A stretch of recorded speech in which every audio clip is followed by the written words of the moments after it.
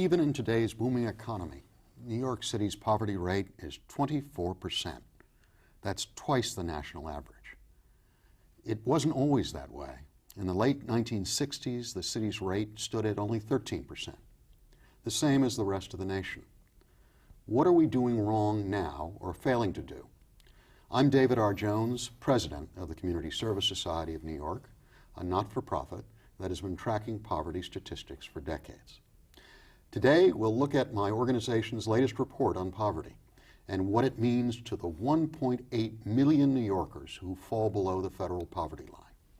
We have as our guest Brooklyn Councilman Stephen DiBrienza, who chairs the General Welfare Committee of the New York City Council, and CSS Senior Analyst Dr. Mark Levitan, who authored the report.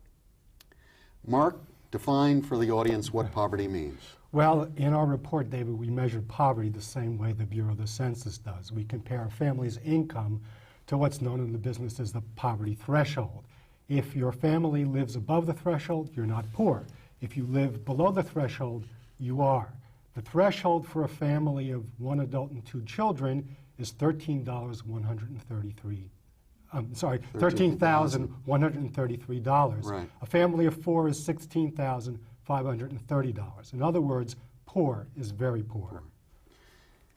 So what should we do about persistent poverty? Steve, you've been living this as in your council committeeships and other things. It amazes me that despite all of the rhetoric surrounding moving people from welfare to work, what has really happened is we've at best moved people from welfare to a more or less permanent workfare condition, and very few people can be documented as moving to a sort of self-sufficient work condition, a real job. Some 20% of the families in this city are in poverty. I looked over the work that you did here, and it's telling. One in five families, but if you break it down, 1 in 4 New Yorkers.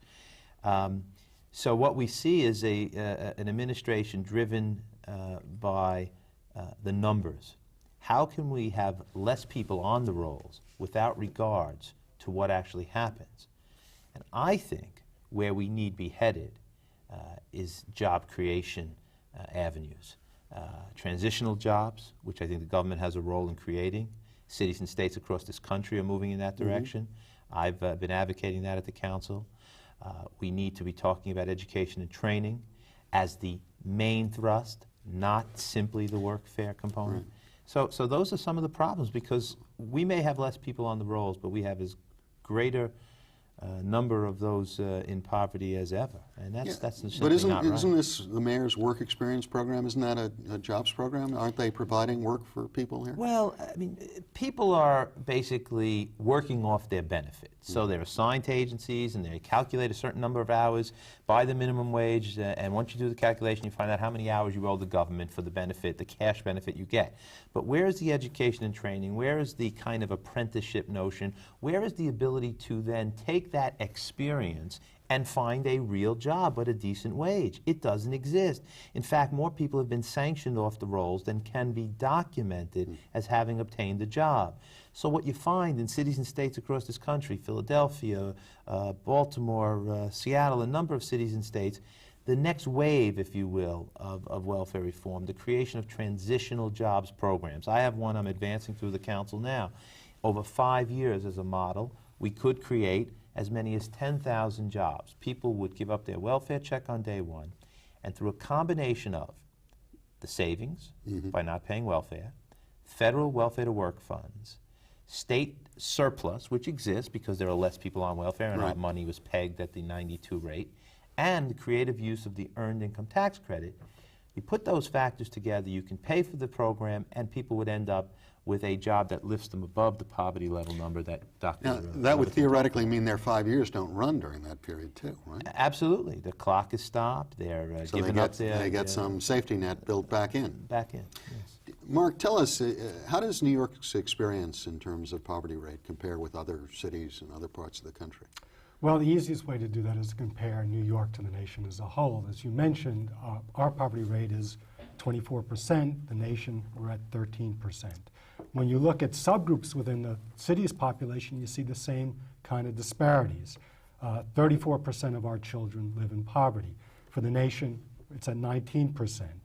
30% of African Americans, 36% of Hispanics in New York City live in poverty. The numbers are 26% for both groups nationwide. No matter where you look, our poverty rates are substantially higher than the national average. And what is, from your report and work, what's causing this? Why should that be? Well, I think Steve was moving in the right direction. Fundamentally, we have an economy that's not creating enough economic opportunity. We have a boom going on in New York, and we have a lot of job creation. By historical standards, the rate of job growth for New York City residents looks pretty good, about 60, 65,000 jobs a year. But we're in a new historical context. We have about 55,000 adults leaving welfare each year. We've got about 55,000 new immigrants coming into the city, working age, each year. We've got 40 to 50,000 people leaving the public education system each year. So we're talking about 150,000 potential new workers and 65,000 jobs per year. There's an enormous mismatch here. And that's why we've got this 7% unemployment rate at a time when the national unemployment rate is 4.3%. The jobs gap is absolutely real, and I would add one factor I think can be tracked. Many of the jobs that this city has helped create are not going to New York City residents. Yeah, is there any tracking? That's another, another piece of that growing jobs gap. So unless we step up in these economically strong times where we have record surpluses of general revenue, we have over $1 billion in welfare savings in the form of what's called the TANF surplus.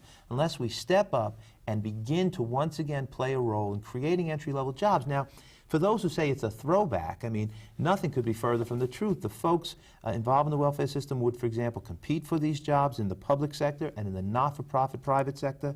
They would give up the welfare check from day one and begin to earn a paycheck. Different cities do it differently. My proposal is about an 18-month a transitional period where you're working during the 18 months with the paycheck, with benefits, by use of the Earned Income Tax Credit. It's enough to lift you out of poverty. And at the end of the 18 months, I submit that folks who have been through that real job experience will be better able to get a permanent job. I don't want to call it a real job because I believe they're real from day one, but a permanent job. And that's the kind of thing we need to be doing for particularly the welfare population. Beyond that, unless we begin to use our tax credit system to create entry-level jobs in industries that are emerging that could put people to work, to remove some of the pressure, if you will, from the folks just above that welfare poverty level, we're never going to get this gap closed. Well, I'm sure it sounds like such a sensible program that the mayor must be supporting it. Well, all indications are they'll oppose the transitional jobs program. Clearly, if you look at their record, they're into giving away hundreds of millions of dollars in tax incentives to the mega industries, to the big projects that get them headlines, and not to the small businesses and emerging businesses that can actually employ New Yorkers. So I'm surprised, but they're locked into a goal of reducing numbers at all costs without regard to what happens to the people involved. You've had, I assume, Jason Turner, the head of the mayor's policy on welfare before you. What is his explanation of all this? They repeat with a kind of glaze over their eyes the mantra that work is the centerpiece of people's lives, and our program revolves around the notion that the work ethic is what will, be your key to success. Now, that sounds good. It's hard to argue with the notion that if society gives you a benefit, you perhaps, give back to society. But in the execution of the program, David, what they simply do is erect hurdle after hurdle designed for people to fail so they can lower the numbers. And they do not create the opportunity for people to succeed either in the short range or the long range. What's the proof? I asked them at every hearing, give me the documentation to show how many people have gotten jobs and jobs that they keep in the long run. And what do they say? And they simply do not have the documentation. They talk about the inability to track, they talk about people's individual freedoms, they give you a whole lot of rhetoric as to why But the bottom line is more people have been sanctioned off than can be documented to have gotten jobs. This is just to confirm. I mean, we've repeatedly asked HRA, welfare, and the rest for information on where people have gone, what their tracking is, and the same response.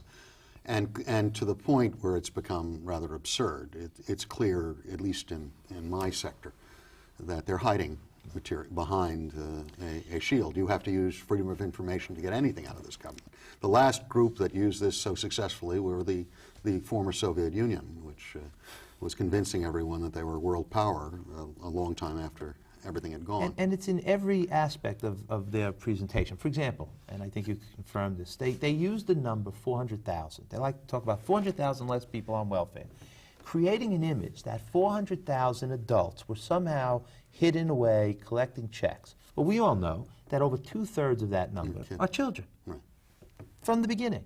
So we're talking about 150. I'm rounding it out. I'm not the most precise, but let me round it out. Approximately 150,000 adults.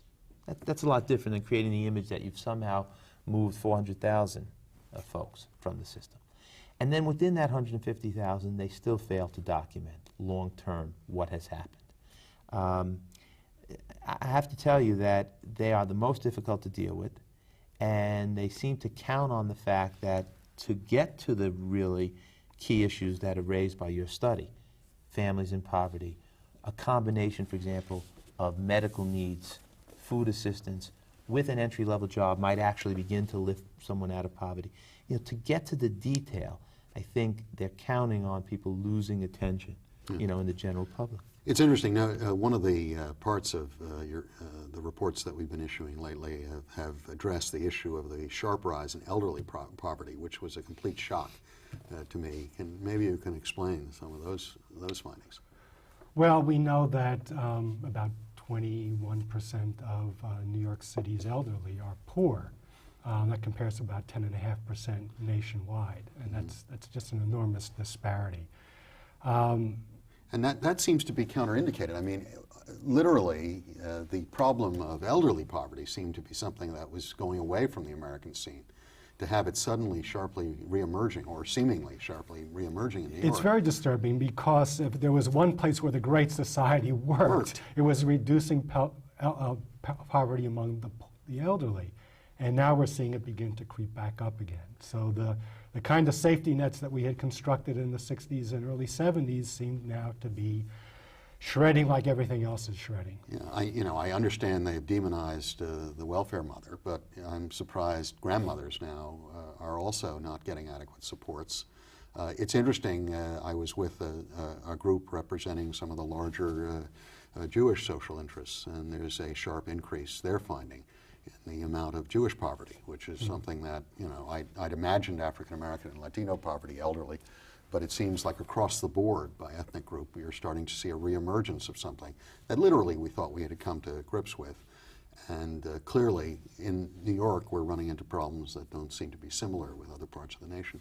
I imagine that initial research, and perhaps more will show, a lot of that has to be attributed to enormous housing costs. Yeah. There's just, I cannot tell you how many seniors come to me day in and day out talking about a home being sold out from under them, an affordable rent situation ending overnight because there are no protections, and particularly in smaller units, being asked for 2 or 3 times the amount of rent, not being able to afford that, beginning to double and triple up, and being pressed to the limit for housing needs and for medical costs. The backup to the basic healthcare systems, drugs in particular, the drug costs, prescription drug costs in particular. It seems to me that those are 2 areas where the federal government needs to re-engage, and where we as a city, particularly on the housing side, if not on the healthcare side, need to re-engage. The council's tried some of that. We've established more dollars for senior services, senior centers, some affordable housing models, but it's just a sort of drop in the bucket. Mark, as I mentioned in my opening, at one, everyone is sort of says, well, New York has always had extraordinarily high poverty rates.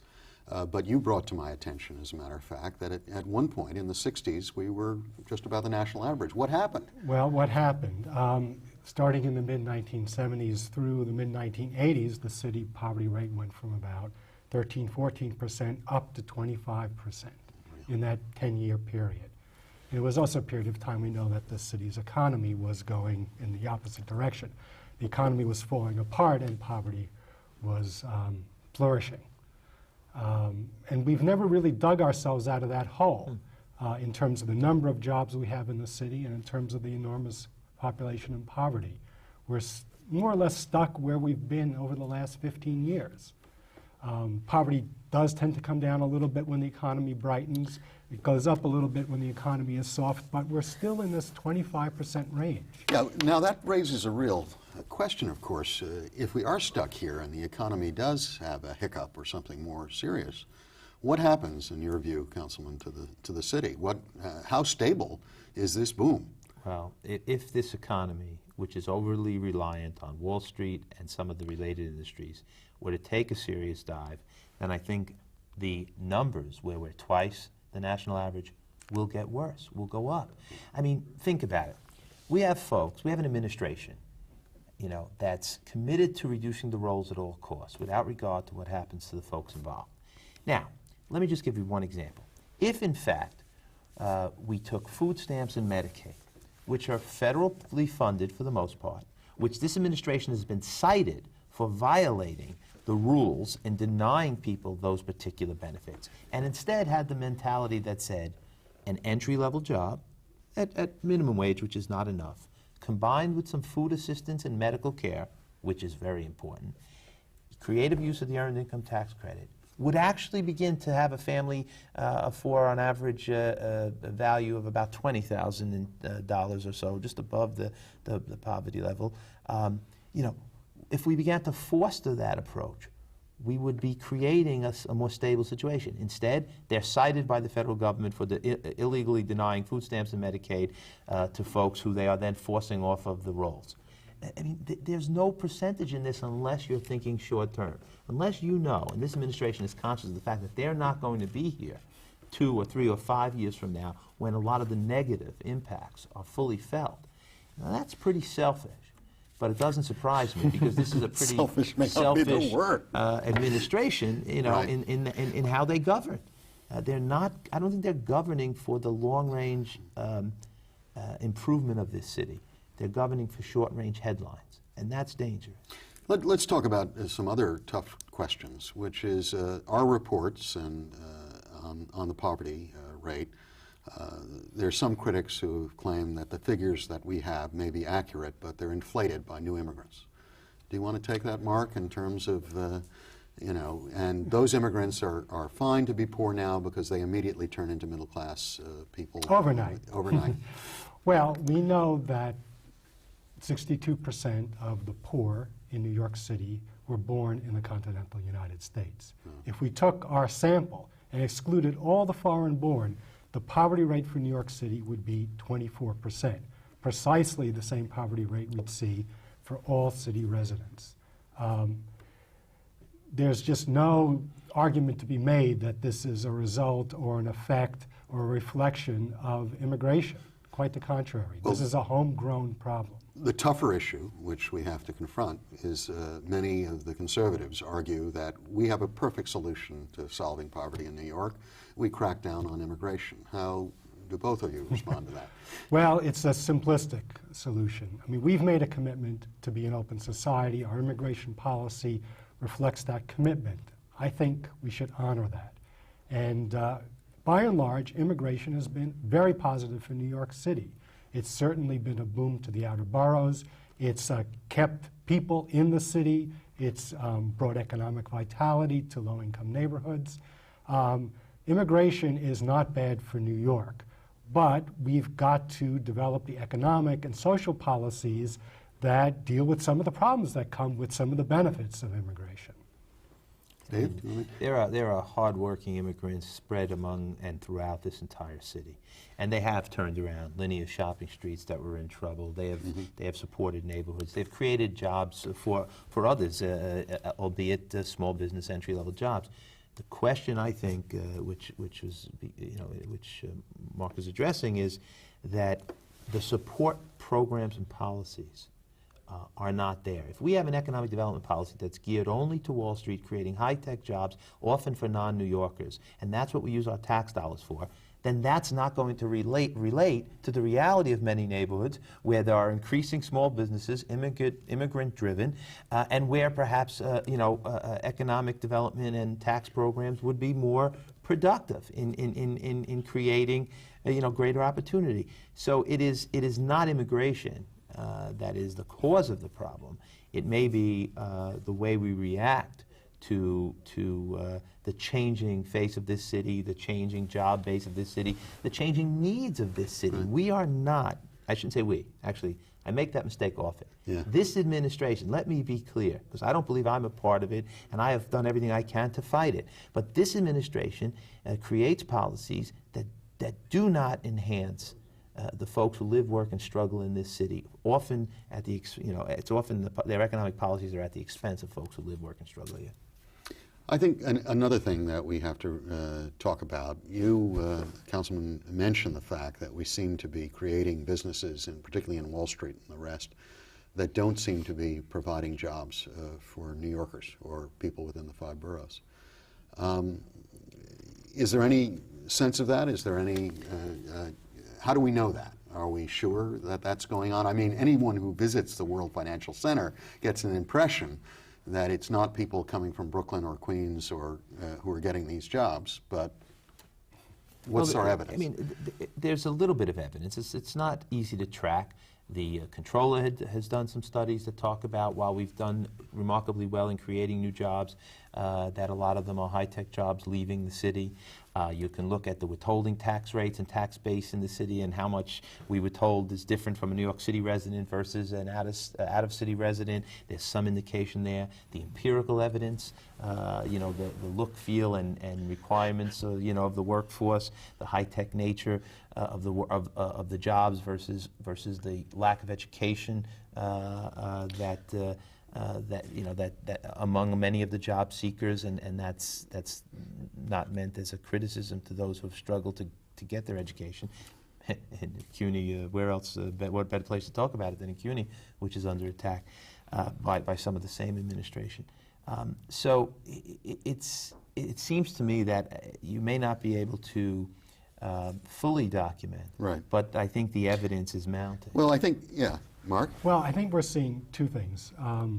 We're seeing a lot of job growth at the high end, but we're also seeing some job growth at the low end. Right. And that raises a problem that should not be ignored in this mix. There are a lot more people who are working at jobs protecting property, right, minding children, sweeping floors, bussing tables. The problem is that those jobs won't lift the family out of poverty.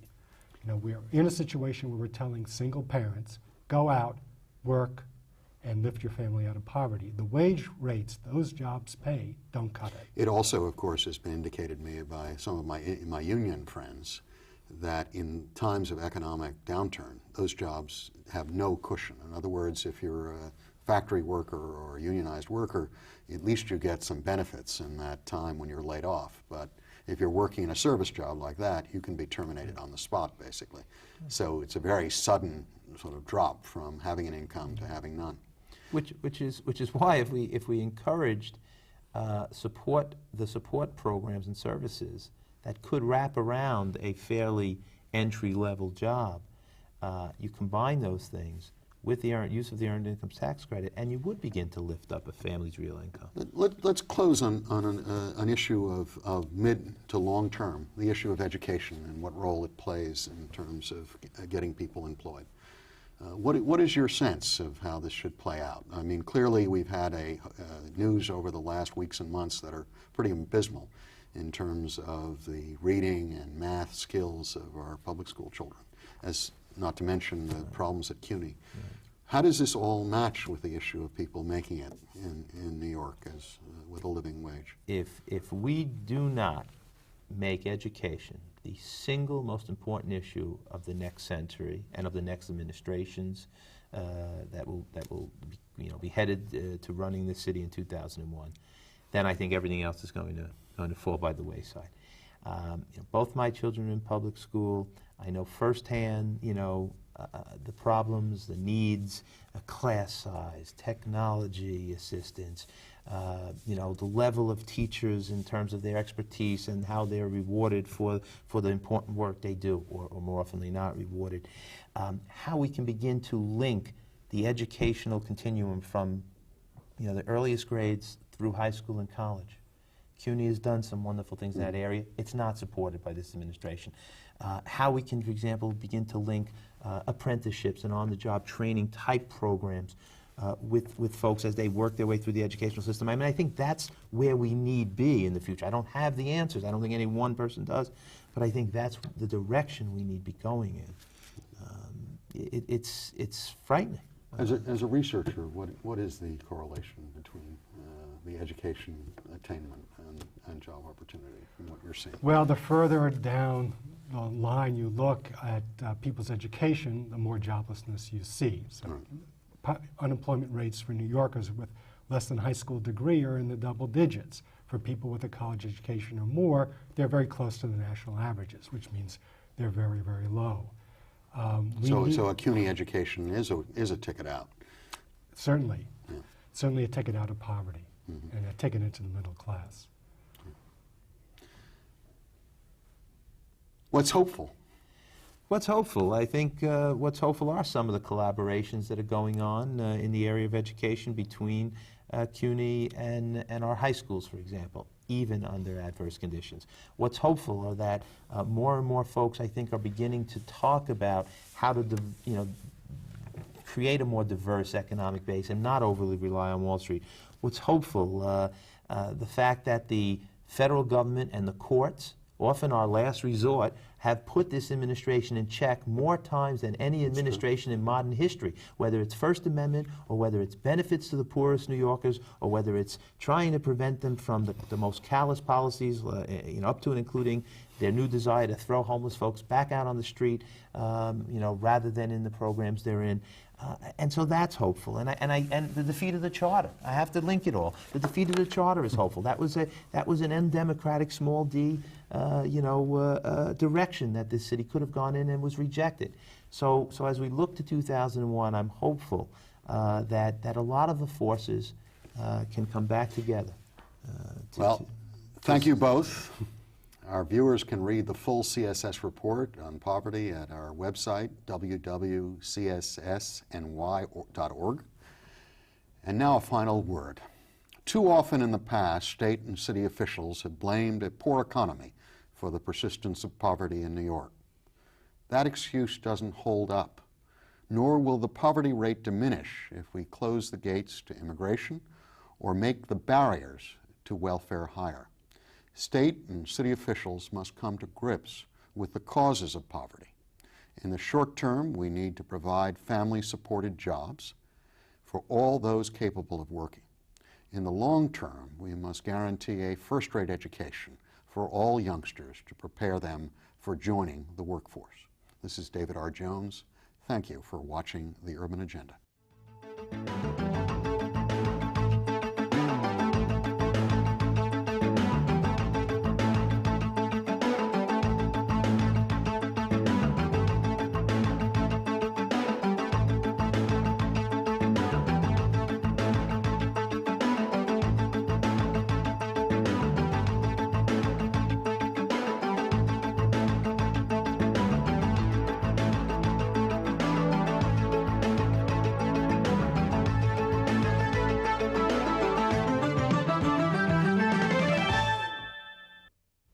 To comment on the Urban Agenda or for more information on CSS, contact Community Service Society of New York, 105 East 22nd Street, New York, New York, 10010. Area code 212-254-8900.